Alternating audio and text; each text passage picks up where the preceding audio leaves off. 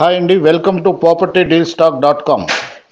మనం ఇప్పుడు పశ్చిమ గోదావరి జిల్లా పైడిపార్లు ప్రాంతంలో ఎన్హెచ్ ఫైవ్ ఫేసింగ్కి ఇండివిజువల్ హౌస్ అండి. ఇది 87 స్క్వేర్ యార్డ్స్లో G+1 కన్స్ట్రక్షన్ బిల్డింగ్. ఇది